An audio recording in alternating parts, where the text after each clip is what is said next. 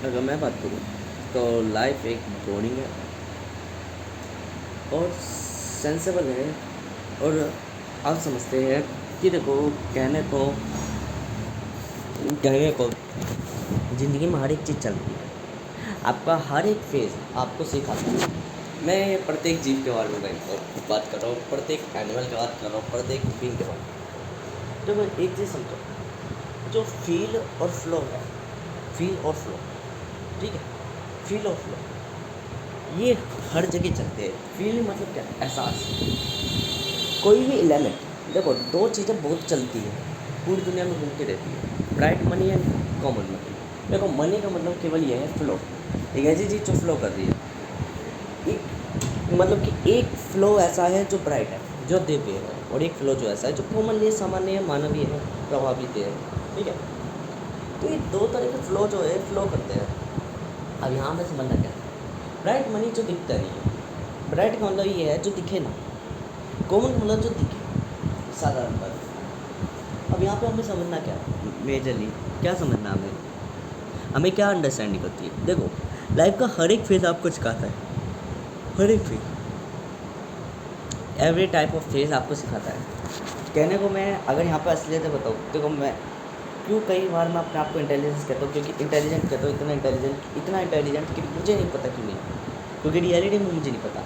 मैं खुद सोचता हूँ कि मैं ये सारी चीज़ें कैसे बोल देता हूँ फ्लो में। मैं बड़ बोला हूँ, पहली बात तो मेरी ट्रेड जो है मैं ज़्यादा बोलता हूँ मुख्यतः।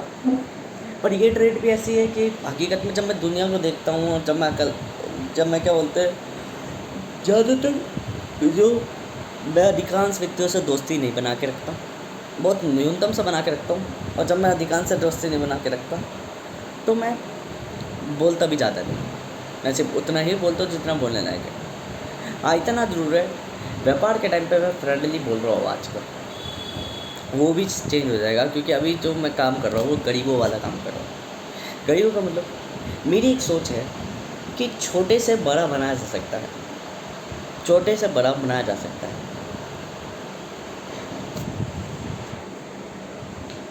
मतलब गरीब से अमीर बना जा सकता है, हकीकत है, बना जा सकता है, समय लगेगा, बन जाएगी, ठीक है। परंतु रियलिटी में अगर एक्सट्रीम रिच बनना है तो रिच की कैटेगरी में आना पड़ेगा।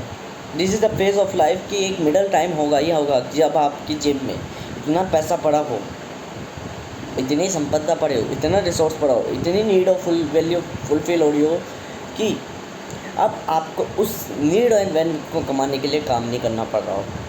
क्योंकि यदि अगर आप काम करते रहोगे, बेलदारी करते रहोगे, मजदूरी करते रहोगे, तो जीवन में एक सीक्वेंस पर चलते रहोगे। कभी एक्सट्रीम रिच जो पड़ा हुआ पैसा होता है वो इकट्ठा आएगा ही नहीं कभी भी। ये रियलिटी है लाइफ में। बतेरे फेज आते हैं ऐसे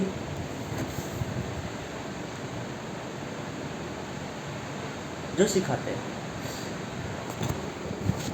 मैं कहना नहीं चाहता, कल मेरा चालान करना, मुख्यतः बात ये मैं इस चीज़ में बता रहा, पर मैं मैं बताना चाह रहा हूँ, मैंने सीखा क्या। मेरे को चालान कटा तो मुझे पता है चालान कटने के टाइम पर खुशी होगी। चालान का मतलब मुझे पसंद है, कोई व्यक्ति घूसखोरी ले रहा है तो लो घूसखोरी लो, कहाँ लेनी है लो लो। क्यों? जो काम लाखों करोड़ 5,000 में मेरा चालान करता, वो उसने 500 रुपये में चालान कर दिया और 4 महीने तक मुझे छूट भी दे दी, 4 महीने बाद अपना लाइसेंस बनवा लेना। तो ये मुझे बहुत बढ़िया लगता है कि 500 एक बार जेल से गया, छोटी गई, चुपचाप हुआ काम, नहीं कोई लफड़ा, कोई दिक्कत नहीं। इससे क्या था, एक मुझे कमाने का साधन भी मिल गया। अगर मैं गवर्नमेंट्स के रूल्स पर चलता तो कई बार गवर्नमेंट्स के रूल इतने स्ट्रिक्ट हो जाते हैं, इतने निकम्मे होते हैं कि मुझे कभी कभार लगता है किन माता चौधरी ने बना के गए हकीकत में। तो यहाँ से मैंने क्या सीखा? मैंने सीखा कि बात कैसे करनी आती है। किसी भी जो घूस लेता है उससे बात किस तरीके से करनी है, ये बहुत बड़ी ट्रेड है, बहुत बढ़िया ट्रेड है ये, जो मैं मानता हूँ। देखो, समय का हर एक फेज़ आपको सिखाता है कि आपको कैसे कार्य करना है, कैसे। यूट्यूब सोशल मीडिया में आपको सब चीज़ें ऐसे पकड़ा दी जाती है कि बिन उसके स्ट्रगल के। जैसे वो लोग ये बताते कि अमीर लोग स्टॉक्स में पैसा लगाते हैं क्योंकि उनको टैक्स नहीं देना होता। चलो ठीक है, आपकी बात सही है, सिंपल मैनर में समझते हैं, मेरी तरह कॉम्प्लेक्स में मत समझो कि रियलिटी क्या समझ रही है। रियलिटी ये चीज़ करवा कैसे रही है अमीरों को, और अमीर वो बन कैसे रही है, वो नहीं मैं बताऊँगा। मैं दोनों ही फेस बताता हूँ। चलो फर्स्ट फेज, इसमें ये पता चल जाएगा कि मैं कैसे थिंकिंग करता हूँ, बाकी कैसे थिंकिंग करते हैं, मैं कैसे डीप में थिंकिंग करता हूँ, वो कैसे डीप में नहीं थिंकिंग कर पाते। एक सामान्य व्यक्ति, मान लो कि कोई एक अमीर व्यक्ति है, एलोन मस्क सपोज कर लो, आज के टाइम पे तो एलोन मस्क ही है। वो अपने स्टॉक्स इसलिए क्या बोलते हैं, स्टॉक्स इसलिए खरीदते हैं, अपना सारा पैसा स्टॉक्स में से रखते हैं और उसे सेल इसलिए नहीं करते ताकि उन पर टैक्स नहीं लगे। ये सिंपल डाउट हो गया कि एलोन मस्क भी यही कर रहे थे कि वो टैक्स बचाने के चक्कर में अपना पैसा स्टॉक्स में रख रहे हैं, रिस्क में ले रहे हैं, थोड़ा थोड़ा रिस्क में ले रहे हैं, ठीक है। और वो डायरेक्ट लिक्विड कैश नहीं ले रहे, ठीक है। क्यों नहीं लिक्विड कैश ले रहे, सीधी सी भाई मेंटेलिटी हमें पता चलेगी, सिंपल साइकोलॉजी पता चलेगी। एक सामान्य व्यक्ति तो चिंतन करेगा कि टैक्स ले रहे हैं, और खुद एलोन मस्क भी थिंकिंग करेगा कि मैं टैक्स के चक्कर में पैसा बचा रहा। अब आइए मेरी बात, मैं आप बताऊँगा रियलिटी कि रियलिटी में स्टॉक्स और लिक्विड में क्या अंतर है। लिक्विड में मैं थिंकिंग करूँगा वो टैक्स के चक्कर में ही बचा रहा है। रियलिटी में एलोन मस्क भी टैक्स के चक्कर में पैसा बचा रहा है, एलोन मस्क भी टैक्स के चक्कर में पैसा बचा रहा है। बट मैं बताऊँगा कि रियलिटी में वो सर्कमस्टेंस कैसे प्ले वर्क कर रहा है। तो मैं कहूँगा मैं टैक्स के चक्कर में बचा ही नहीं रहा। वो मैंने यूँ समझ लो जैसे मैथमेटिक्स में कहते हैं ना, इसका मान ये है, चलो नहीं पता तो एक्स मान लो और आगे के प्रोसेस में देखो, देन अपने आप मान निकल जाएगा इसका, है ना। कहा जाता है ना, मैं बस थोड़ा सा इसी प्रोसेस में चलूँगा, बट उस एक्स का मान ही नहीं दूँगा कभी, उस एक्स का मान ही कुछ और दे दूँगा, ठीक है। तो ये वाला सीन चलेगा। मैंने कहा वो स्टॉक्स में पैसा इसलिए डालते हैं क्योंकि टैक्स नहीं बचाना होता उन्हें मेजरली टैक्स नहीं बचाना होता। फिर मैं क्या करूँ, सोचूँगा क्या करना होता होगा उन्हें, क्या करना होता होगा, ऐसी प्रकृति उसे ऐसा नेचर क्यों कर रही है। तो स्टॉक जो है ना वैल्यूबल होते हैं, बढ़ते रहते हैं समय के समय, और ग्रोथ एंड एक्सपेंशन में ज़्यादा काम करते हैं। हम उसमें कर्ज लेते हैं मेजरली टाइम। स्टॉक्स का ये खेल है कि एक तो स्टॉक्स को हैंडल करने के लिए हमें कोई इकट्ठा वो नहीं रखना कि हमें लिक्विड कैश को हमें कई जगह स्टोर करके रखना पड़ेगा, स्टोरेज, ठीक है। अब देखो, अगर मैं केवल टैक्स कहता क्योंकि अभी मेरे दिमाग में कुछ नहीं आ रहा तो इसलिए मैं ज़्यादा नहीं बता रहा, ठीक है। बट देखो, अगर मैं केवल टैक्स कहता तो मैं टैक्स तक ही रुक जाता कि अमीर लोग केवल स्टॉक्स इसलिए खरीदते कि टैक्स बचा। बट जब मैंने कहा मैं टैक्स को हटा दे रहा हूँ, तो मुझे और भी वेरिएबल्स पता चले गए कि भाई एक तो मनी को, कैश को स्टोर करना बहुत मुश्किल होता है, एक कैश का मेंटेन बहुत होता है, एक कैश चोरी बहुत हो सकता है, स्टॉक्स चोरी नहीं हो सकते, ठीक है। फिर स्टॉक से वो रिटर्नेबल वो होता है, स्टॉक एक तरीके की ब्राइट मनी की तरह कन्वर्ट कर रही है अपने आप को, है ना। स्टॉक्स का एक्सपेंशन दिखा जाता है, स्टॉक से हमारी नेटवर्थ दिखाई जाती है, स्टॉक से हमारी वैल्यू बताई जाती है, स्टॉक से हमारी एवरीथिंग, हमें एक मैनेजेबल करेंसी मिल गई जो कि डिजिटल है, मतलब करेंसी तो ये भी है। अच्छा, स्टॉक्स पर वो कर्जा वो टैक्स इसलिए नहीं लेते क्योंकि स्टॉक्स हमने बेचे नहीं है, स्टॉक्स का हम यूज़ नहीं कर पा रहे, और इसके बेस पर एक रिच मेंटेलिटी, देखो ह्यूमन तो हम भी है, आप भी हो, है ना। इसके बेस पे क्या होगा, हम अपना स्टॉक जब बेच ही नहीं सकते, अगर लिक्विड कैश होगा तो हमारे अंदर वो आएगा लालच, सीधी सी बात है। क्यों, इकट्ठा पैसा है, कुछ भी खरीदो वो भी खरीदो नहीं, बट जब हम पे पैसा लिमिटेड होगा तो हम ज़्यादा से ज़्यादा अपना क्या एक्सपेंस करने की सोचेंगे, क्या मेंटेलिटी रखेगी कि हम अपना पैसा वहाँ लगाए जहाँ से रिटर्न आए, मतलब कि अपनी कंपनी में।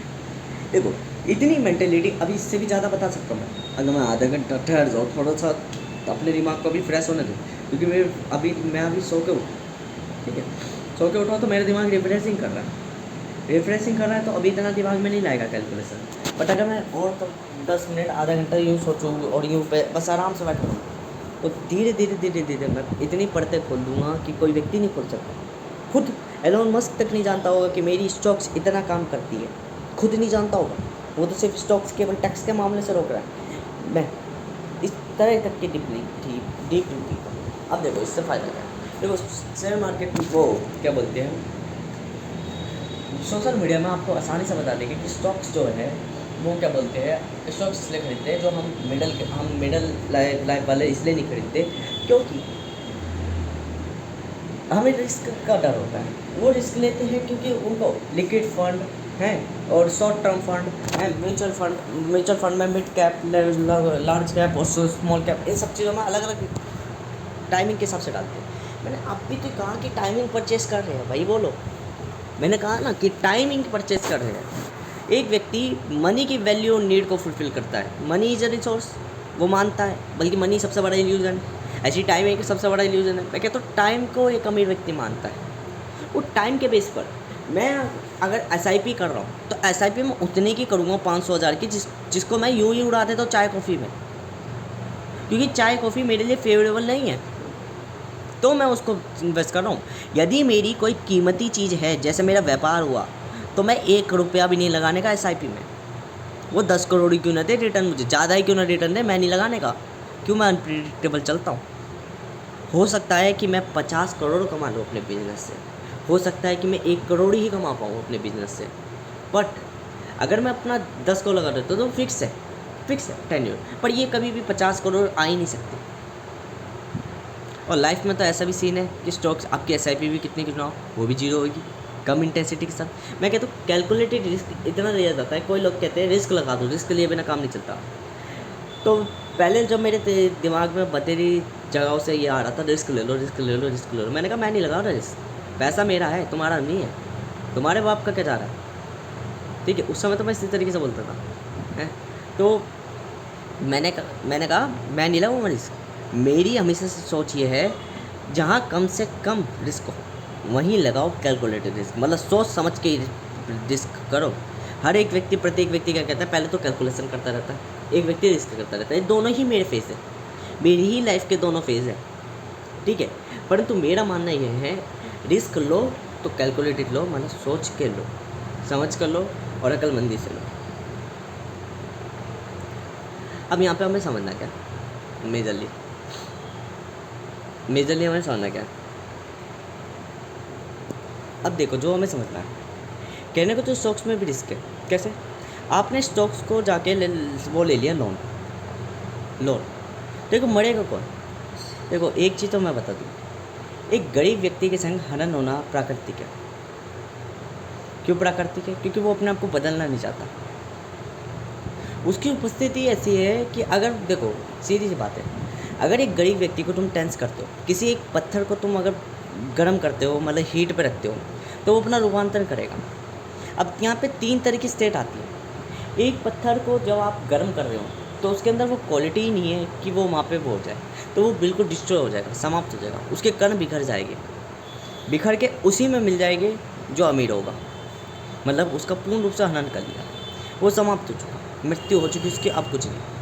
मेरा कहना यह है, या तो हीट इतनी दो कि धीरे धीरे मारने की जगह तुरंत मार दो, अगर ये वाली स्टेट में, वरना इसका रिटर्न मिलेगा, इसकी इंटेंसिटी होगी कि खुद की आग में खुद ही चल जाओगे, प्रभाव अलग अलग उत्पन्न होंगे, ठीक है। अब दूसरी स्टेट, वही पत्थर जब आपने हीट दी तो रूपांतरण कर गया, आपसे ज़्यादा इंटेंस हो गया, आपसे ज़्यादा कठोर हो गया, ज़्यादा वैल्यूबल हो गया। एक ही सूक्ष्म गरीब के संग एक अमीर जब बुरा कर रहा तो वो समाप्त हो चुका, उसके संग पूर्ण हनन कर लिया, उसका पूर्ण बलात्कार कर लिया। बलात्कार केवल औरत का नहीं होता, बलात्कार मतलब ये होता है पूरे व्यक्ति का निचोड़ लेना, संपूर्ण चीज़, ये बलात्कार कहलाता है। और बलात्कार की परिभाषा भी यही है, अगर शरीर को पूरा निचोड़ देना, ठीक है ना, पूरे उसके हवस ले लेना, तो ये बलात्कार कहलाता है। ऐसे बलात्कार ये कहलाता है। बलात्कार ये भी कहलाता है आप किसी की मानसिकताओं के संग खेल रहे हो, पूर्ण रूप से मानसिकताओं के संग खेल रहे हो, पूर्ण उसकी ज़िंदगी तबाह कर दी, तो आपने उसके संग बलात्कार करा है, गलत करा उसके संग, ठीक है। अब यहाँ पे और एक चीज़ समझनी है, सामान्य व्यक्ति इन शब्दों को आसानी से नहीं समझ पाता, वो डायरेक्ट स्वीकार कर लेता है। अब एक और चीज़ समझनी हमें, दूसरा कण जो था, जब आपने उसके संग बुरा करा तो समय के बाद वो अपने आप ही इंटेंस में बदल गया, एक ऐसे कण में बदल गया जो बिल्कुल अपने आप को ऊर्जावान बना के बैठा पड़ा है। और तीसरा वो जो नष्ट हो ही नहीं रहा, स्थिर बैठा हुआ है, जो शांत है, जो कुछ नहीं कर रहा, आप उस पर प्रभाव डाले जा रहे हो, उसको कुछ फर्क नहीं पड़ रहा। ये होते हैं एक्सट्रीम रिच कैटेगरी के पर्सन। एक्सट्रीम रिच के कैटेगरी मतलब ये अपनी स्टेट ही चेंज नहीं कर रहा, ये कह रहा है तुम मुझसे अपने आप को अपर स्टेट दिखा रहे हो, तुम अपने आप को मेरे आप से अपर स्टेट दिखा रहे हो, जाओ जितनी गांड में उंगल हो कर लो, मैं देखता हूँ क्या तुम मेरी पोजीशन भी चेंज कर पाते हो। तो यहाँ समझ में आता है तुम उस व्यक्ति से टकराने चल दिए जो पहाड़ है और तुम एक चींटी हो, टकराओगे तो मुंह के बल खुद ही गिर जाओगे। ठीक है, कहानियाँ आपको उस एंगल से सुनाई जाती है हमेशा जिस एंगल से आपको समझाना होता है। मुख्य रूप से एक चींटी भी पहाड़ को खोद देगी,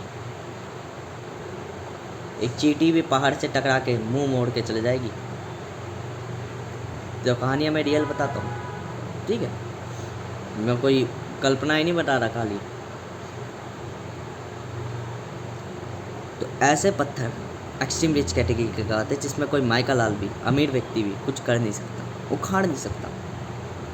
इस एक्सट्रीम रिच कैटेगरी में पैसा सब कुछ है, समस्त चीज़ें प्राप्त है, इसे कोई प्रभावित नहीं कर सकता। ये है एक्सट्रीम रिच। एक्सट्रीम रिच मतलब इसी से समस्त रिचपन पे है जो प्रभावित नहीं होते। अब समझो, तो प्रभावित करते हैं। और यहाँ में समझना क्या है, देखो कहने को मेरा कहना ये है एक थ्योरम के तहत कि अगर आपको पैसा कमाना है ना, पैसा मतलब कि आपको अगर संसाधन प्राप्त करने बेहतर ही है तो दुर्लभ जगह पे जाओ जो अनडेवलपमेंट है, उसको डेवलप करो अपने अनुसार। ठीक है, आप जहाँ डेवलपमेंट कर रही है। अब सुनो, यहाँ से एक फेज तो हो गया कि मेरी कंट्री डेवलपमेंट है, सॉरी मेरी स्टेट डेवलपमेंट है और मैं किसी एक अनडेवलपमेंट स्टेट पे जा रहा हूँ, उसको डेवलप कर रहा हूँ, जिधर से मैं मुनाफा कमा पा रहा हूँ क्योंकि मैं मार्केट कैप्चर कर रहा हूँ। ठीक है, मार्केट कैप्चर कर पा रहा हूँ तो मैं मुनाफा कमा पा रहा हूँ, डेवलप कर पा रहा हूँ, वहाँ पे अर्न नहीं कर पा रहा हूँ। अब मान के चलो वो पहले से डेवलप है, मुझे समझ नहीं आ रहा कि मेरी डेवलपमेंट क्या है, क्या मुझसे भी डेवलप कंट्री स्टेट्स है? हाँ, वहाँ जाओ, वहाँ से सीख कर आओ, देन इधर डेवलप करो। हमेशा ध्यान रखना, रिच और पुअर कभी ख़त्म नहीं होती, ऐसी डेवलप और अनडेवलप्ड कभी ख़त्म नहीं होती। कंट्री डेवलप टेक्नोलॉजी की कभी अंत ही नहीं है, क्योंकि टेक्नोलॉजी क्या है, नेचर का रेप्लिकेट, बार बार नेचर का रेप्लिकेट, नेचर कभी ख़त्म ही नहीं है। नेचर बहुत बिखरा हुआ है इंसानों के सोच से। तो यही समझ में आता है कि अगर ढूंढने वाला हो तो ज़रूरी नहीं कि यहीं से ढूंढो, बाहर जाके भी ढूंढ के वो तरीके अपना सकते हो। देखो मैं ये नहीं कहता कि आप क्या बोलते हो जाओ चोरी करो, ठीक है ना, दूसरों को कष्ट दो बेफालतू में। मैं ये क्यों नहीं कहता, क्योंकि मैं एक फिलोसोफर हूँ, मैं कोई वैसा व्यक्ति नहीं हूँ, अनजान वो इन्फ्लुएंस व्यक्ति नहीं हूँ, प्रभावित व्यक्ति नहीं हूँ, या मैं एक गंदगी नहीं हूँ। मैं इसे गंदगी ही कहता हूँ संगति के अनुसार। जो संगति में पनप जाए, अब वो अच्छापन पे या बुरापन पे, मैं उसको गंदगी ही कहता हूँ, क्योंकि वो प्रभावित तो हो रखा है। प्रभावित का समाज गंदा था, चोरी करना सीख गया, ये सारी चीज़ें करने लगे, तो हाँ वो गंदगी के प्रभावित में है, संगति उसकी बुरी है। एक व्यक्ति था बिल्कुल लाइफ स्टाइल करियर रिलेटेड, नौकरी पर लग गया, सब कुछ वो कर गया, मैं उसे भी गंदगी कहता हूँ। क्यों कहता हूँ? क्योंकि वो सामाजिक रूप में उसने रियल लाइफ का मीनिंग जाने नहीं, और फिर रियल लाइफ का मीनिंग नहीं जाना तो फिर वो अपने आप को कोसेगा, ये व्यक्ति आया मेरी जगह पे और मेरे से बढ़िया बन गया। ऐसा क्यों बन गया वो? क्योंकि तुम में कमी थी, तुम अपने समाज अनुसार चल रहे तो सामान्य के लाए, वो कुछ अलग कर रहा तो वो धीरे धीरे करके शुरुआत में उसे रिजल्ट नहीं मिला, पर बाद में उसे रिजल्ट मिलना चालू हो गया। पर आप भी कर सकते हो, मैं उसके बाद भी कहता हूँ आप भी कर सकते हो, जहाँ मैं टाइम अनलिमिटेड कहता था, क्योंकि मेरी गॉड पर्सनैलिटी भी है, तो मैं सीधा कह देता हूँ आप भी कर सकते हो।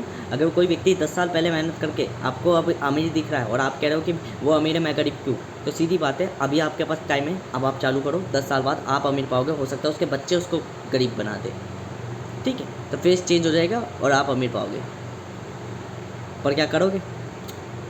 यही गरीबी कहलाती है मुख्यतः, ठीक है। हाँ एक और चीज़ है, तरीके भी नहीं मिलते, पर तरीके मिल जाते हैं, ढूंढने के बाद मिल जाते हैं। एक फेलियर हमेशा कुछ सिखा कर ही जाता है, सीखने वाले की नज़रें होनी चाहिए बस। नहीं सीख पा रहे तो कोई दिक्कत नहीं, कोई और चीज़ सीखो, कोई और चीज़ को मैनी टाइम्स ऑफ अनलिमिटेड आप आउटकम्स है, कुछ भी सीख सकते हो। देखो जैसे कि क्योंकि ये चीज़ मैंने फेस करी ना कई, वही तो कह रहा हूँ मैं, अपनी ज़िंदगी को मैं इस तरीके से खेल रहा हूँ जैसे कोई और नहीं खेल सकता। मैं अपनी ज़िंदगी को वो चीज़ें सिखा रहा हूँ जो किसी साधारण व्यक्ति को दिया भी नहीं जाएगा, किसी मूल्यवान व्यक्ति को भी नहीं दिया जाएगा। मैं अपनी ज़िंदगी को वो सबक दे रहा हूँ। मैं उन फेलियर्स पे कहने को मैं ये चिंतन नहीं करता, ऐसे चिंतन नहीं करता कि मुझे बेज नहीं आने, पर आपके जो टाइम पीरियड बिता के आया हूँ, आपके जो 2 नियतियाँ बिता के आया हूँ, उन नियतियों में यही चीज़ें सीखी, उन मायाओं में यही चीज़ें सीखी है कि चाह कर भी दिमाग ही नहीं चल पाता कि करे क्या, फिर करे क्या। तो फिर क्या करें, समय बिताओ। बुद्धि तो यही कहती है कि जब आंधी चल रही हो तो ठहर जाओ, जाने दो फिर चलो। तो यही चीज़ कि अभी चल नहीं रहा दिमाग, कोई दिक्कत नहीं, साइड में रखो। जिस समय चले तो नोट पेन लिख के लिख लो, ताकि बाद में समझ सको। इसलिए बुद्धि हर पल नहीं रहती, पर अकल हर पल रहती है, क्योंकि अकल समय के बाद आती है, बुद्धि समय से पहले आ जाती है। तो बुद्धि समय के साथ नष्ट भी हो जाती है, ठीक है, और वापस पुनः वो होती है निर्मित।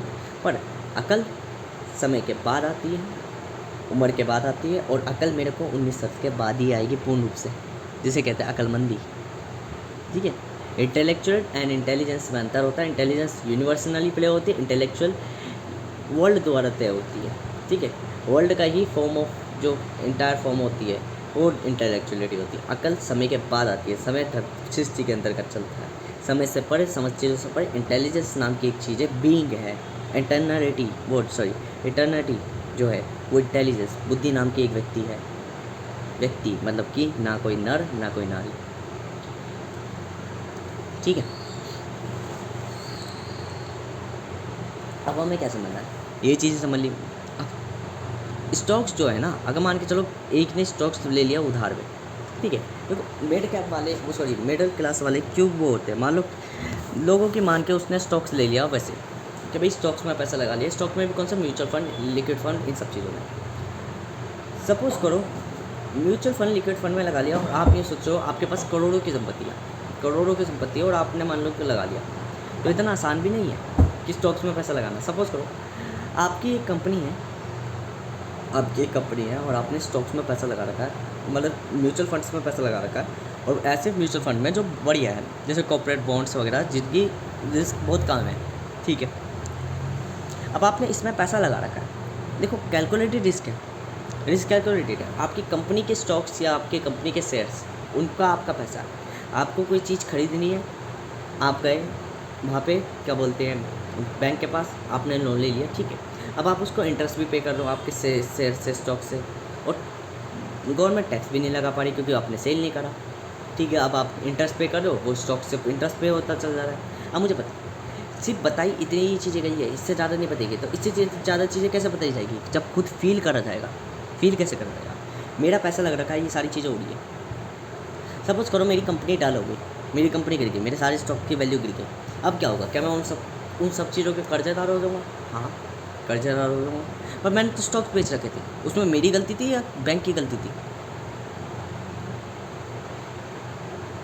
मैंने अपने स्टॉक्स गिरी भी रख रखे थे।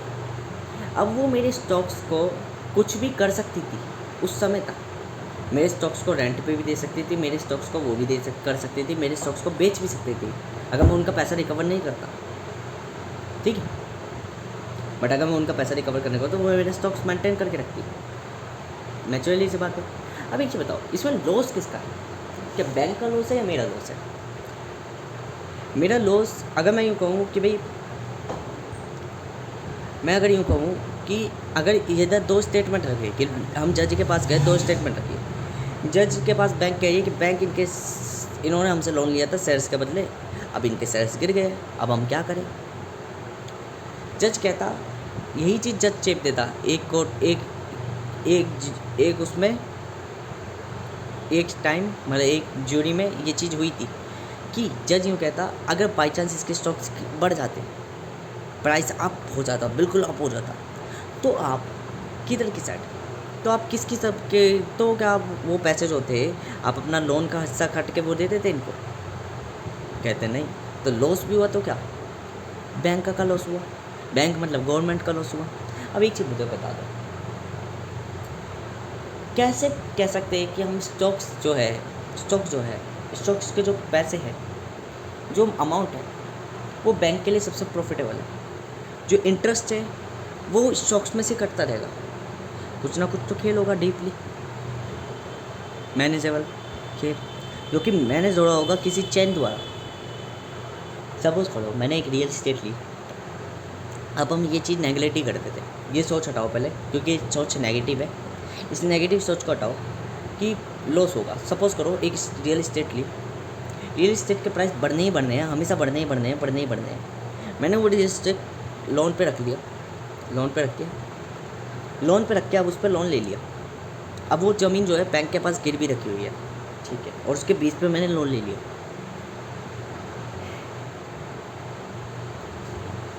जब मैंने उसके बीच में लोन ले लिया तो मैंने उससे कोई और चीज़ रियल इस्टेट खरीद ली, मेजरली में एक छोटी रियल इस्टेट और खरीद ली। अब दोनों से मुझे आ रहा है रेंट, दोनों से आ रहा है मुझे रेंट। अब मैं उस रेंट से उसका इंटरेस्ट पड़ रहा हूँ, पे कर रहा हूँ। बहुत लंबे समय तक मैं उसका इंटरेस्ट पे करे जा रहा हूँ। और एक समय के बाद क्या होगा, उस चीज़ का भी दाम बढ़ेगा और प्रिंसिपल अमाउंट क्या रह जाएगा बैंक का, न्यूनतम। ठीक है, अब मान के चलो वो चीज़ मैं सेल करता हूँ आने वाले 10 साल बाद। मान लो अगर मैं करता, मान लो आने वाले 10 साल बाद वो 2x हो जाता अमाउंट। आज 1 करोड़ था और फिर 2x हो जाता, 2 करोड़ हो जाता। तो 1 करोड़ की ज़मीन का जब मैंने लोन लिया तो मुझे लोन मिला 50 लाख रुपए का। 50 लाख रुपए का लोन मिला। 50 लाख रुपए का जब मुझे लोन मिला तो 50 लाख रुपये से मैंने क्या बोलते हैं, जो लोन मिला 50 लाख का, अब वो 50 लाख का लोन, उसका मुझे इंटरेस्ट भरना पड़ रहा है आए महीने। मान लो 2%, मतलब कि 1 लाख रुपए। 1 लाख रुपये मुझे उसका लोन भरना पड़ रहा है हर महीने। ठीक है, हर महीने कह लो 1 लाख रुपये लोन, क्या बोलते हैं, हाँ 1 लाख रुपये लोन, और हर महीने कह लो। ठीक है, हर महीने 1 लाख रुपये लोन भरना पड़ रहा है। नहीं 1 लाख नहीं, हर महीने उसका 10,000 रुपये मुझे लोन भरना पड़ रहा है। 10,000 रुपये मुझे लोन भरना पड़ रहा है। अब हर महीने 10,000 रुपये लोन भरना पड़ रहा है मैंने उसी पैसे से 50 लाख से एक और प्रॉपर्टी खरीद ली। उस प्रॉपर्टी से मुझे क्या बोलते हैं, आई महीने मुझे क्या बोलते हैं 10,000 रुपये आ रहे हैं। और जो मेरी वो 1 करोड़ वाली प्रॉपर्टी, उससे मुझे आ रहे हैं क्या बोलते हैं 20,000 रुपये। वो सॉरी 10,000 और 20,000 आ रहे, 30,000 पा रहे। मैं बैंक को पैसे दिया जा रहा हूँ, उसका इंटरेस्ट दिया जा रहा हूँ। अब उसकी जो वैल्यूएबल अमाउंट है वो वहीं पे बना हुआ है 50 लाख रुपये। अब समय बीता, 10% बीता, और 10% के बाद 20% वो 10 साल बीतने के बाद वो जो 1 करोड़ की संपत्ति थी वो होगी 2 करोड़ की, और जो 50 लाख की संपत्ति थी वो होगी 1 करोड़ की। ठीक है, मेरे पे टोटल नेटवर्क कितनी होगी अब, 2 और 1, 3 करोड़ की। और अमाउंट क्या है अब भी फिक्स, फाइनेंशियली इतना ही फिक्स है। ये है लूप। एक लूप ये भी कह सकते हैं कि इस लूप के कारण लोन लेना पसंद करते हैं। देखो इतना डीपली चले जाते हैं। डीप थिंकिंग ये कहलाती है, ना कि डीप थिंकिंग ये कहलाती है कि वो कितना पैसा छाप रहा है, वो टैक्स बचा रहा है, ये कर रहा है। ये डीप थिंकिंग नहीं कहलाती है। तो फिर स्वेलो थिंकिंग कहला गई। स्वेलो कर लिया आपने, फटाफट गेन कर लिया, नहीं सोचना है। ठीक है, अब कई वेज मिले, क्यों करनी है ऐसी चीज़। यही तो कहता हूँ मैं वो व्यक्ति हूँ, अहम वो व्यक्ति है जो मुँह तो देता है, कहता है कोई व्यक्ति समझा डिसिप्लिन में रहो, कंसिस्टेंसी में रहो। मैं नहीं मानता, मैं तो विरुद्ध चलूँगा, बुरा प्रभाव मिले। देन धीरे धीरे कनेक्शन बना के वहीं आ गया डिसिप्लिन में। और एक डिसिप्लिन को पता क्या कहने लग गया, ये मेरा रूटीन है, ये डिसिप्लिन नहीं है। पर रियलिटी में वो डिसिप्लिन की प्रोसेस ही चली थी। प्रोसेस कभी भी कोई नेम लेके नहीं चलती, थप्पा लेके नहीं चलती कि मेरा नाम ये है। प्रोसेस कहती है मेरी एक प्रक्रिया है, मेरा एक सीक्वेंस है। अगर वो आप सीक्वेंस अपना रहे हो तो मतलब आप मुझे ही अपना रहे हो। ठीक है, पर प्रॉपर्टी क्या होगी, एलिमेंट क्या होगा, भाई मेरा नाम है, मैं कहीं फलाना नाम की प्रॉपर्टी ले रहा हूँ, वो फलाना नाम की प्रॉपर्टी मैं हेट करता हूँ तो मैं लूँगा ही नहीं, सीधी सी बात। वो प्रोसेस नहीं है, वो एक एलिमेंट है। ठीक है, तो यहाँ पे क्या करना है, यही चीज़ थिंकिंग करी कि हमने भाई पैसा लिया, लोन पे लिया, अब उसका 3 करोड़ वैल्यू होगी, 3 करोड़।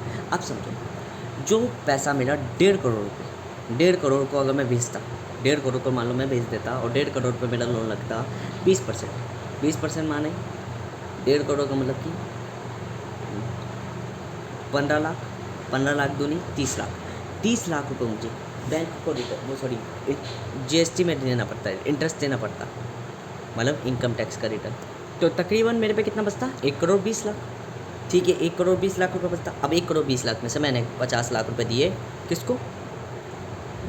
किसको दिए 50 लाख रुपये? 50 लाख रुपये मैंने दिए बैंक को। ठीक है, जब मैंने बैंक को 50 लाख रुपये दिए तो मेरे पे कितनी नेटवर्क बची, मेरे पे कितने रुपये पैसे बचे, 70 लाख रुपये। अब मान के चलो 70 लाख रुपये में मैं कोई चीज़ खरीदता हूँ, 70 लाख रुपये में कोई चीज़ खरीदता हूँ जो मान लो कोई एक्स अमाउंट का रिटर्न दे रही है। ठीक है, अब यही 10 साल बाद देखते, 10 साल बाद जब चीज़ें दुगनी हो चुकी है, हर एक चीज़ दुगनी हो चुकी है, महंगी हो चुकी है। अब देखो लोन वही है, लोन में प्रॉफिट होगा पर बाकी चीज़ों में घाटा होगा। कैसे? अब मैं दिखाता हूँ। प्ले करो, थिंकिंग करो। थिंकिंग में इसलिए करो क्योंकि मैं कैलकुलेशन नोट करके बैठा पड़ा हूँ दिमाग में, ये कैलकुलेशन यहाँ की, ये कैलकुलेशन वहाँ की, ये कैलकुलेशन वहाँ की, इसलिए मैं थिंकिंग कह रहा हूँ। प्रेशर पड़ रहा है दिमाग में कि कई सारे एलिमेंट लेके बैठा पड़ा हूँ मैं। मुझे सिर्फ एक दिन चाहिए, सिर्फ 1.5 दिन। 1.5 दिन मतलब कि कुल मिला के 32 आवर्स में मैं इतने एलिमेंट्स भी स्टोर कर सकता हूँ अपने दिमाग में, इतनी मेमोरी भी रख सकता हूँ, इतनी इंटेलेक्चुअलिटी भी रख सकता हूँ, इतनी इंटेलिजेंस भी रख सकता हूँ मैं अपने दिमाग में। एक सामान्य व्यक्ति या मशीन भी नहीं रख सकती कैलकुलेशन में, अगर मैं लगातार करता रहा। हाँ, ये बात अलग है कि थकावट के बाद फिर मैं 18-20 घंटे सोऊंगा, पर अगर मेरे को काम में प्रेशराइज या टेंस हो गया मैं, तो मैं इतनी एलिमेंट्स तक स्टोर कर लूँगा अपने दिमाग में। अभी मेरा दिमाग क्या लेजी है, ठीक है ना, गरीब है, गरीब मानसिकता का, बेचारा गरीब है। अमीर बनने में टाइम लगता है, तुरंत नहीं बन जाता कि पलटी में बन गया। पर यह है, असर कुछ और होता है गरीबी का, ठीक है। गरीबी से अमीरी का असर कुछ और होता है, और अमीरी का इन्फ्लुएंस जरूर होता है। तो कि मैं बार बार इसलिए करूँ क्योंकि फ्रेज बहुत इंपॉर्टेंट रखता है, मतलब रखता है। अगर हम बात करें कि आप बात करें 10 साल बाद की, जब चीज़ें दुगनी हो गई, तो सपोज़ करो वो चीज़ बिकी 3 करोड़ की। 3 करोड़ में कितना इंटरेस्ट लगा? 20%, 60 लाख रुपए का। 60 लाख रुपये का इंटरेस्ट रेट। जो जीएसटी लगी 60 लाख रुपए की लगी। जीएसटी मतलब इनकम टैक्स जो लगा वो 60 लाख रुपए का लगा। सपोज़ करो 60 लाख रुपए का। 60 लाख, वैसे तो 30% लगता है, पर हम 60 लाख रुपए का मानते हैं। 60 लाख रुपए का लगा। 60 लाख रुपए जब हमने बेचे, 60 लाख रुपए तो हमने दे दिए, कितने बचे? 2 करोड़ 40 लाख, मतलब वही 1 करोड़ 20 लाख का डबल। 2 करोड़ 40 लाख में से अब हमने 50 लाख रुपए उसके दे दिए, कितने बचे? 1 करोड़ 90 लाख रुपए। 1 करोड़ 90 लाख। अब यहाँ थोड़ा मुनाफा तो मैं हो गया कि 70 लाख का डबल कितना होगा? 1 करोड़ 40 लाख, मतलब हमें 50 लाख का फ़ायदा होगा। पहली बात तो 50 लाख का हमें फ़ायदा होगा, ठीक है। क्या फ़ायदा और चीज़ों में? नहीं, क्योंकि अब देखो चीज़ें दुगनी हो चुकी हैं। जो उस समय 70 लाख की आएगी वो आज 1 करोड़ 40 लाख में आएगी, सब चीज़ें। हमें फ़ायदा कितने का हुआ? केवल 25 लाख का। हाँ जी, कैलकुलेशन आपको लगा 50 लाख का, नहीं 25 लाख का फ़ायदा हुआ उस प्रेजेंट टाइम में, क्योंकि चीज़ें वाकई दुगनी हो चुकी हैं, ठीक है। तो जो भी प्राइस बचा होगा उसका हाफ होगा ही जरूर, ठीक है ना। तो कितना फ़ायदा होगा? 25 लाख का फ़ायदा हो गया। अब मुझे बताओ, ये जो 25 लाख का फ़ायदा होगा, ये 25 लाख 10 साल पहले वेटेज रखता था 25 लाख का, और आज वेटेज रखता है कितना? ये जो पहले 10 साल पहले था ये 25 लाख, वेटेज कितना रखता था? 50 लाख का। आज वेटेज कितना रखता है? 50 लाख की एवरेज का रखता है। मतलब आज इसकी नाम इसका केवल रूप 25 लाख में दिख रहा, पर इसकी वैल्यू अब भी 50 लाख के करीब की है। 50 लाख की वस्तु देता ही है, ठीक है। मतलब इसका रूप 50 लाख का दिख रहा है, वैसे इसकी वैल्यू 25 लाख रहेगी, ठीक है। 25 लाख रहेगी, जो पहले 25 लाख में दिखता था। अब समझो, ये है खेल, कैसे लूप्स क्रिएट करते हैं अमीर लोग। लूप्स सिंपल नहीं दिखते, लूप्स दुक्के होते हैं। मैंने कहा ना, एक एंटरप्रेन्योर चिल्ला रहा है, एक एंटरप्रेन्योर ने पैसा लगाया मार्केट पे, बाउंस कर लिया, रिस्क लेके जीत किया। पीछे की सक्सेस नहीं दिखी कि कितनी ऐसी तैसी मर दी, कितना रिस्क लिया बेचारे ने। लॉस कर जाता तो कोई नहीं देखता, कहता कि फलाना व्यक्ति अमीर था आज गरीब हो चुका, ठीक है। परंतु उसने रिस्क लिया, अब अमीर बन चुका। मार्केट ने चिल्ला के कहा, देखो एंटरप्रेन्योर ने 100% रिस्क लिया, 100%, और देखो आज उसने बाउंस बैक कर दिया। अब मान के चलो, यहाँ 2 तरह के व्यक्ति कैटेगरी है, वैसे तो 3 बताई थी मैंने पहले भी, पर 2 तरह की कैटेगरी। एक वो जो कहे मार्केट में चला है, वो व्यक्ति फलाना अपनी पूरी अब सारी खेत वगैरह सब कुछ बेच बाच के लगा दिया, लॉस कर गए। और एक व्यक्ति ने कहा मेरा पैसा कोई भी व्यक्ति को ना हो, कोई भी फलाना अमीर को ना हो, क्या वो मेरे घर में रोटी दे के जा रहा है, मैं तो अपना सिर्फ 10% ही लगाऊंगा। अब देखो, उसने खुद से चला, और रियलिटी में एंटरप्रेन्योर ने सिर्फ 40% ही लगाया था अपना पैसा, बाकी पैसा अपना सिक्योरिटी में रखा था। मार्केट को दिखा केवल कि उसने उसका 40%, उसको 100% दिखा। क्या इसमें गलती मार्केट की थी? मार्केट तो प्रचार करेगी, उसका तो काम है प्रचार करना। क्या एंटरप्रेन्योर की थी? एंटरप्रेन्योर ने कुछ कहा ही नहीं था। गलती किसकी थी? लोगों की गलती थी, लोगों ने माना क्यों? दूसरा भी तो व्यक्ति था जिसने माना नहीं। अब उसने नहीं माना, उसने अपना पैसा लगाया, वो भी हारा, पर 10% ही हारा, बाकी नहीं हारा। और फिर बाकी को क्या कर लिया, रिकवर कर लिया, कवर आउट कर लिया, ये चीज़ है। ठीक है, या मान के चलो अगर वो जीत भी गए 100%, तो एक बार जीतोगे, बार बार नहीं जीतोगे। लक एक बार चलता है, बार बार नहीं चलता। लक मतलब किस्मत, कभी कभार परिस्थिति ऐसी होती है कि एक बार चल जाती है, बार बार ऐसी परिस्थिति आए ऐसा पॉसिबल नहीं है। ठीक है, वरना बैलेंस बिगाड़ देगी ज़िंदगी का। ऐसे ही मान के चलो कि अब वो 10% उसका जीत गया, ऐसे ही उसका भी 10% जीत गया, तो उसको भी फ़ायदा होगा। पर उसने कभी भी 100% पे लगाने की सोच नहीं। अब यहाँ पे भी दूसरा तीसरा भी आ जाएगा। मान लो 10% के बाद उसने 100% लगा दी, हार गया, परिस्थिति बदली, इन्फ्लुएंस हो चुका था। बेहतर ये है इन्फ्लुएंस मत हो, कभी भी प्रभावित मत हो, दूसरों को मत देखो, ताकि करो अपने अंदर देखो, क्या मेरे अंदर इतना बंदोता है, क्या मेरी जितनी चादर है, क्या मैं अपनी चादर को बड़ा करना जान सकता हूँ, कैसे कर सकता हूँ, ये चीज़ सोचो, थिंकिंग करो। ये नहीं कि चादर इतनी और पैर पसार रहे हैं, ये काम मत करो। चादर बढ़ाने की सोचो, कैसे बढ़ाऊँ। ठीक है, चादर बढ़ाने की सोचो, या चादर के अंदर ही रहो तो ज़्यादा बेहतर। चादर बढ़ाने से भी कोई फ़ायदा नहीं, तब भी उसी स्टेट में रहोगे। बस ये होगा, थोड़ा सा दुनिया को दिखने के लिए इंची बढ़ जाएगी, गर्मी उतनी ही आएगी। गर्मी ऐसे नहीं है कि 10 किलोमीटर की चादर ओढ़ के बैठे पड़े हो तो गर्मी 10 किलोमीटर 10 लाख गुना हो जाएगी। नहीं, गर्मी उतनी ही रहेगी। कहने का मतलब ये है, सीधी सी बात, मार्केट का नाम है प्रचार करना। अब इसमें तीसरा क्या है, फ़ायदा दोनों को हुआ। एंटरप्रेन्योर मार्केट, एंटरप्रेन्योर का पैसा लग रहा है, जो बढ़ गया लोगों के इन्वेस्ट करने से, उसने सही समय में निकाल लिया। और मार्केट का फ़ायदा ऐसा हुआ क्योंकि मार्केट तो पूरा ग्लोबली खिलाता है, सिस्टम ही खिलाता है। सिस्टम मतलब सोशल मीडिया भी एक मार्केटिंग है। अब सुनो, मार्केटिंग एंड वैल्यू ऑफ समझो मार्केटिंग की। What is the marketing? Marketing से फ़ायदा क्या है? देखो, मार्केटिंग का मतलब ये है, अमीर लोग पोल्यूशन करेंगे और आपको कहेंगे कि आप पोल्यूशन मत करो। अमीर लोग क्या बोलते हैं, मांस वास खाएंगे और आपको कहेंगे मांस वगैरह मत खाओ। हर एक चीज़ जो खुद करते होगे नेचुरली, खुद करते होगे सिंसियरली, आपको कहेंगे आप ऐसा प्ले मत करो। अमीर लोग जो खुद डिसिप्लिन नहीं रहते होंगे, उन्हें पता होगा कि हमें कब क्या करना है, वो आपको कहेंगे डिसिप्लिन हो ऑलवेज। डिसिप्लिन क्यों? क्योंकि उन्हें आपको नौकरी पे लगाना है, उन्हें आपको एक वर्कर बनाना है, एम्प्लॉय बनाना है। एम्प्लॉय एक डिसिप्लिनरी पर्सन होता है। सुबह उठा, चाय नाश्ता करा, दुकान गया, ऑफिस गया, काम करा, घर आया, वापस आया। अमीर लोग खुद ईमानदारी नहीं करते होगे, आपको कहते होगे कि ईमानदार रहो। यही होता है एक चालाक व्यक्ति। पीछे क्या चल रहा है, आगे क्या चल रहा है, ये चीज़ दिखाना ही मार्केटिंग कहलाती है।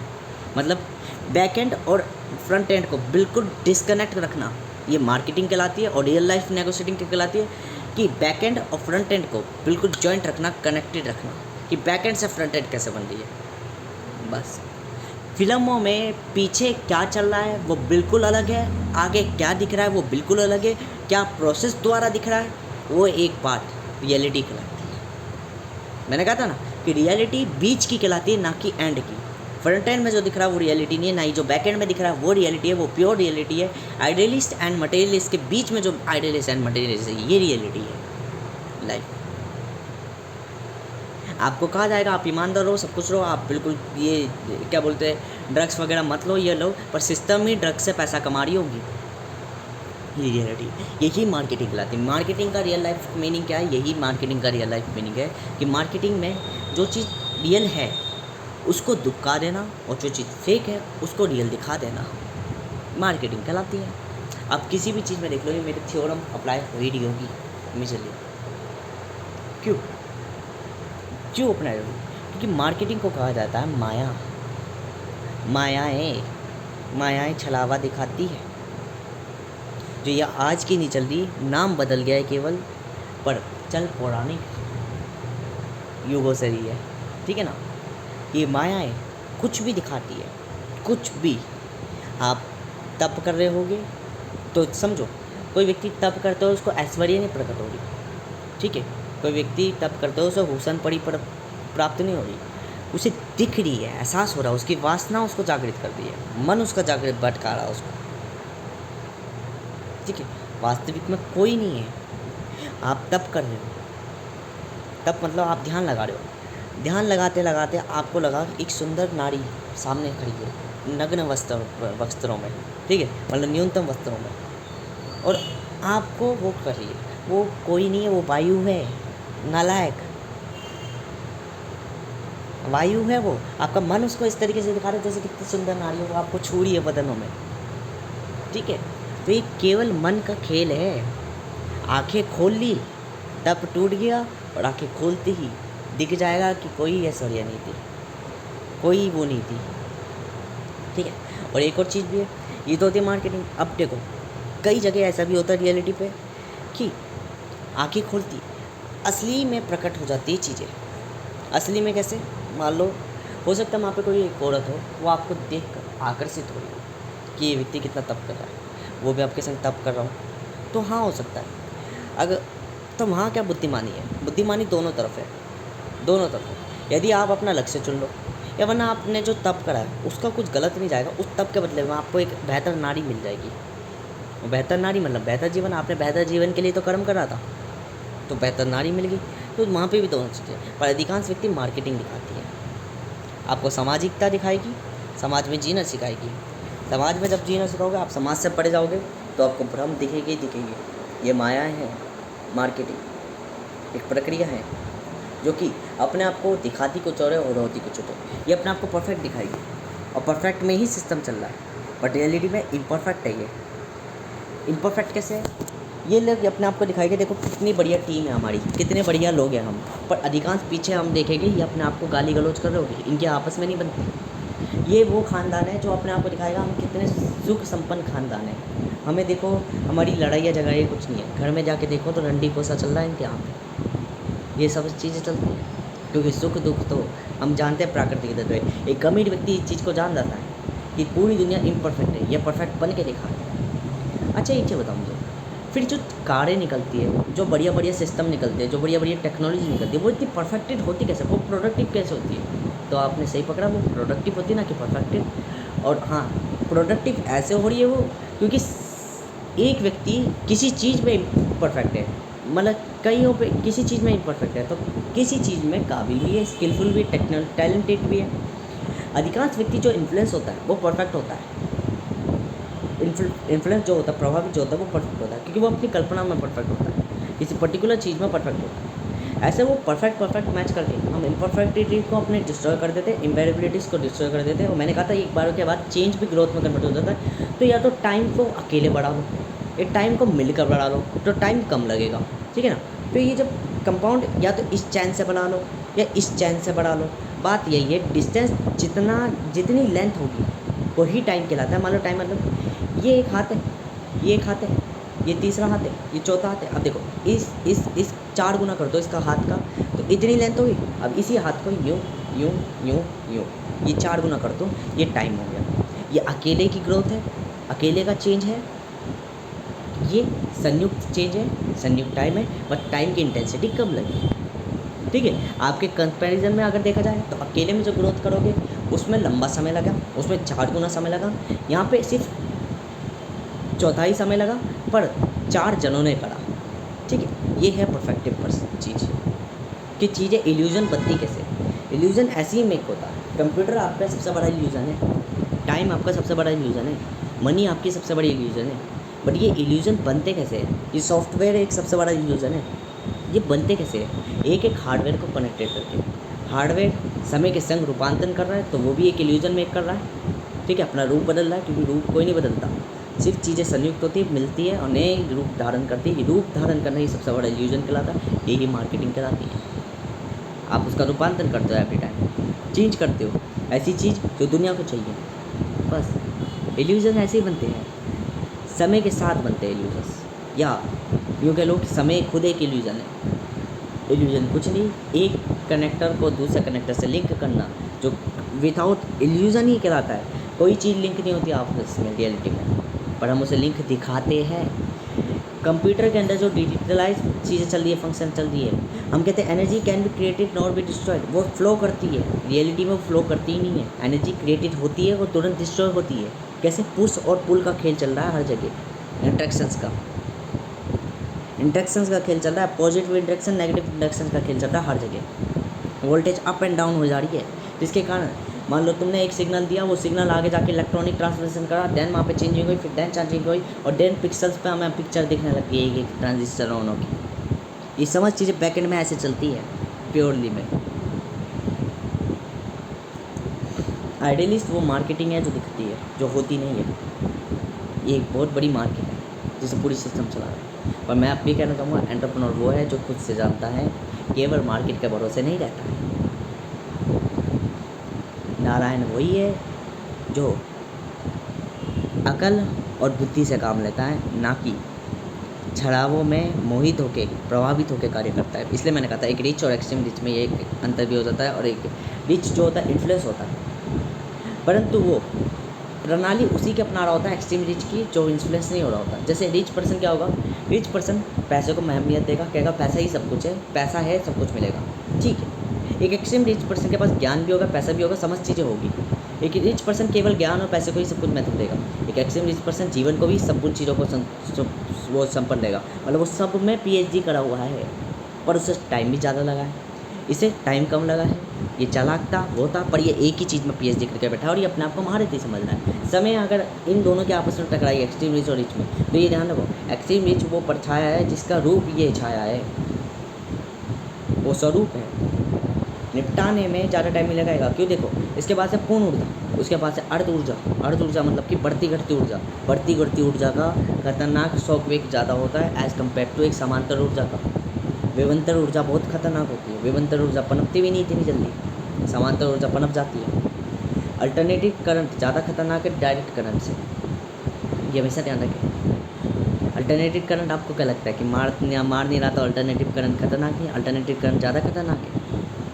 अच्छा, अल्टरनेटिव करंट में एक चीज़ और सुनो, अल्टरनेटिव करंट में फेज और न्यूट्रल का होता है, तो छूटने का समय होता है, इसलिए कहते हैं फेज न्यूट्रल। ये अल्टरनेटिव करंट है, पर अल्टरनेटिव करंट के सॉफ्टवेयर 3 पॉजिटिव लाइन्स होते हैं, पॉजिटिव प्लस और पॉजिटिव नेगेटिव। सिर्फ बीच का ही न्यूट्रल में छूटते हो आप।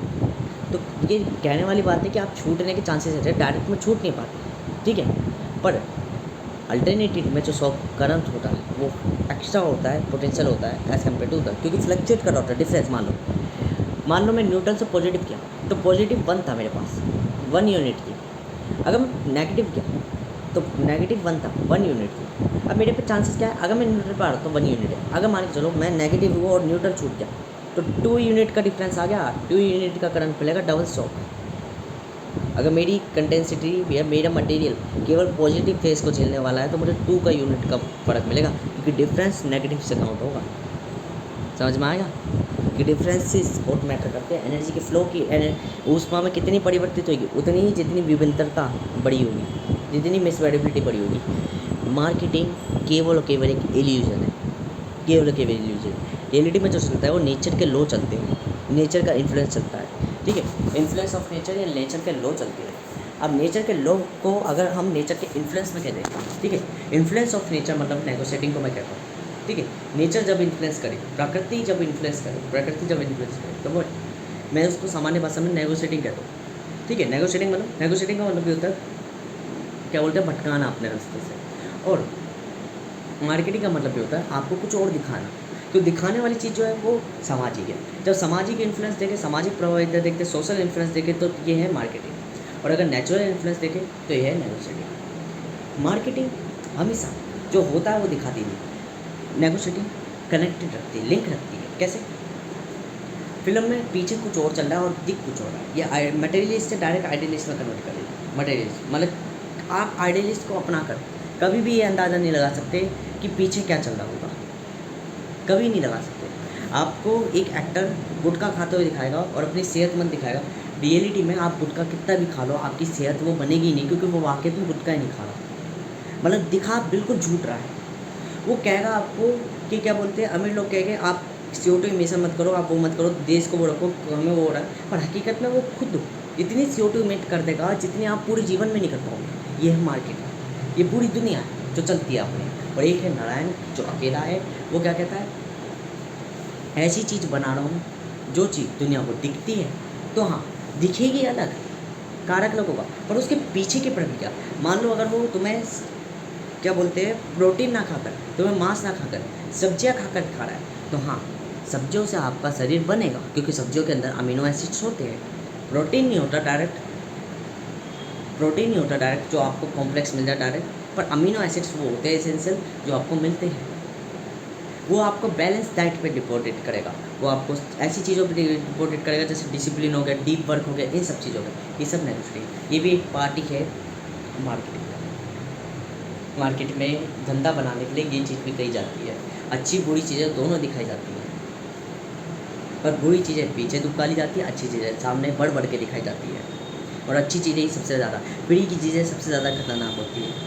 एक अमीर व्यक्ति एक समय के बाद फ्री लेना बंद कर देता है, मुझे पता चल जाता है फ्री से ही सब कुछ नुकसान हो रहा है। तो नुकसान अगर बचाना है तो पैसे में ही डूबना पड़ेगा। तो प्राइस अप होते हैं, एवरीथिंग अप होती है, नीड फुलफिल होती है, वैल्यू क्रिएट होती है, और यही रिसोर्सेज कहलाती है। रिसोर्सेज 3 तरह के होते हैं, एक नाम मात्र के, एक वैल्यूबल और एक नीडफुल। और एक रिसोर्सेज हो गया ह्यूमन रिसोर्सेज। ह्यूमन रिसोर्सेज का सेंस है सेल्फ रिसोर्सेज या ऑटो रिसोर्सेज।